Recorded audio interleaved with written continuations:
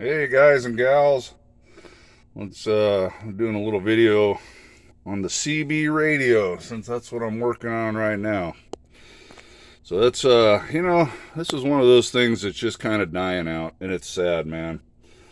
I remember back in the late 80s and 90s and even early into the early 2000s, it was just great. You could run along for hundreds of miles and talk to people and build relationships and friendships, and it's mostly gone the way of silence now, and social media and cell phones killed this old thing. But anyways, and I even and then some and another part is just idiots out there. They buy their radios and clip the limiters and do a bunch of stuff and turn everything to 11. You can't understand what they're saying, and I call them the chicken haulers, super truckers, man. So when I hear them, I turn my radio off too, but I'm still running one. But what I wanted to show you was ra- things to do if you're going to run a radio, I should say, or what's important and what's not. It's kind of a hobby of mine. I'm one of those weird ham radio operators. I enjoy radio. It's a hobby of mine. So any of you fellow hams out there, my call sign is WJ7CAS. Whiskey Juliet 7 Charlie Alpha Sierra. If you want to look me up on QRZ and say hello, send a message, whatever. Anyway, so what I wanted to talk about here is radios and the quote unquote big radios, blah, blah, blah. I think most guys fail to realize that your radio is a two-part system.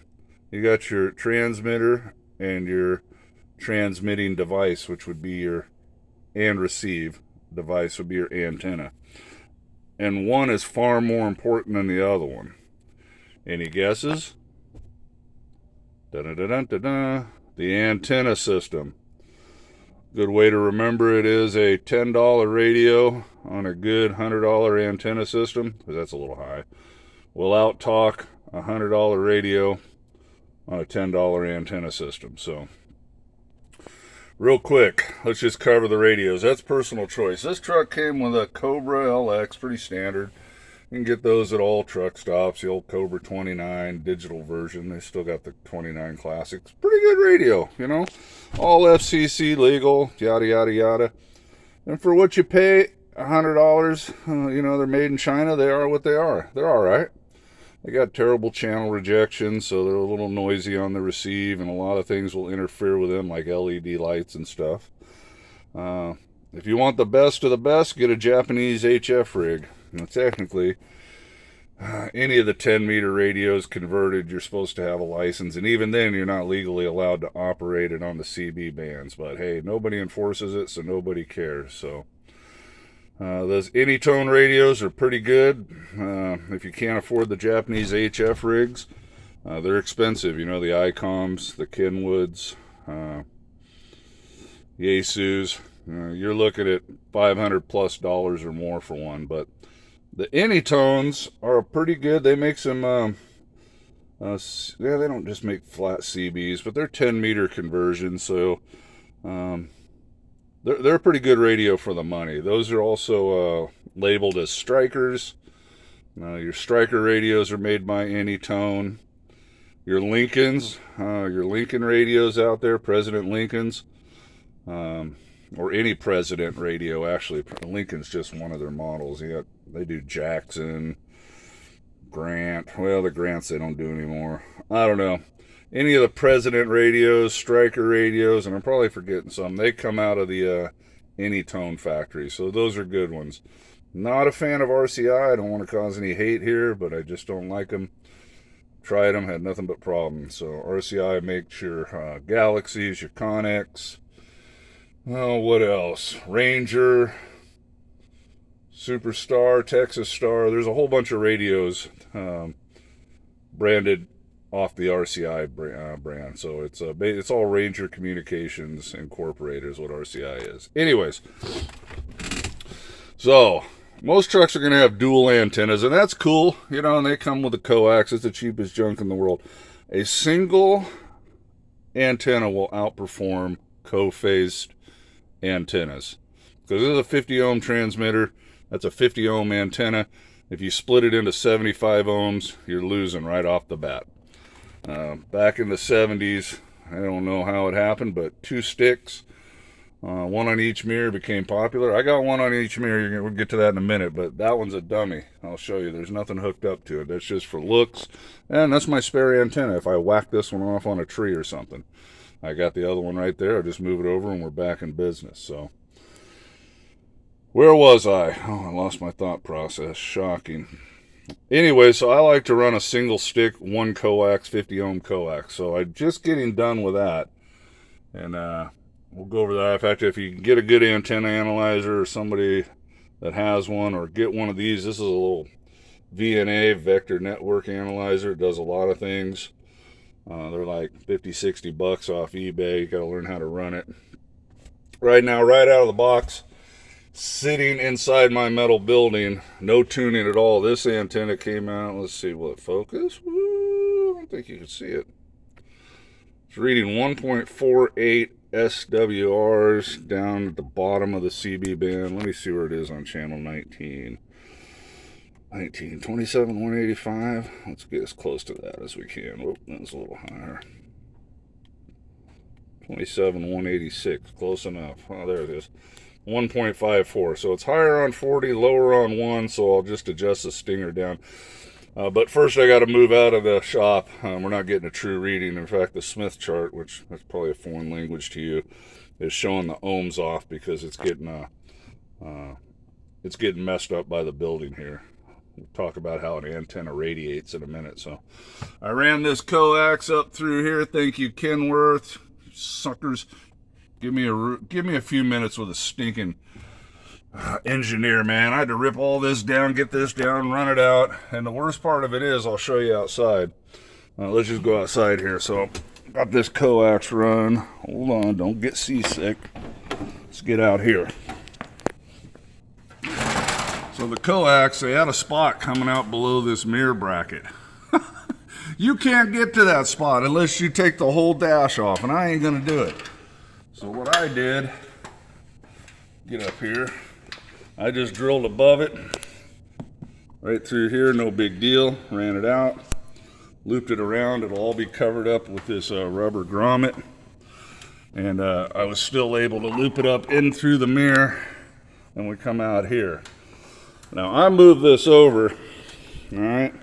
This is this factory hold. I drilled another one because over here I couldn't plug this in. You needed a 90. Well, to each their own. I'm a little more fanatical about things than a lot of fellers, but anyways, the more connections, the more loss you get, the more spots for corrosion and problemos.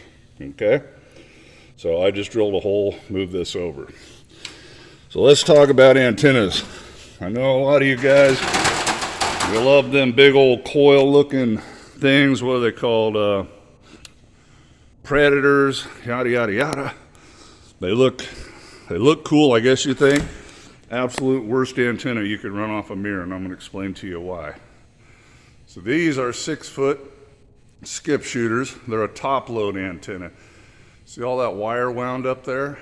So we can't go into it in this video, but if you understand how an antenna radiates, you'll be a lot better off. People think it just goes out the top. It does not. It goes off each side. It makes like a circle, okay?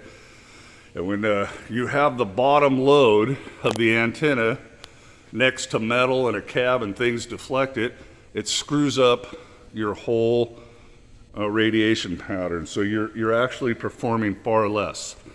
Those bottom load antennas are meant, they put the top load up on these antennas so it'll have more chance to spread out and hit a ground plane like that roof.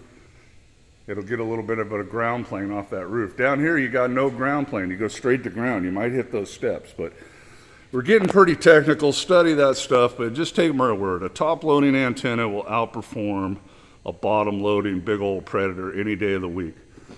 There's an argument to be made the Predator will hear better, maybe, because it's steel. Steel does hear better, but you would need a tone generator, is that a tone generator? I don't want to use the wrong word. I probably am.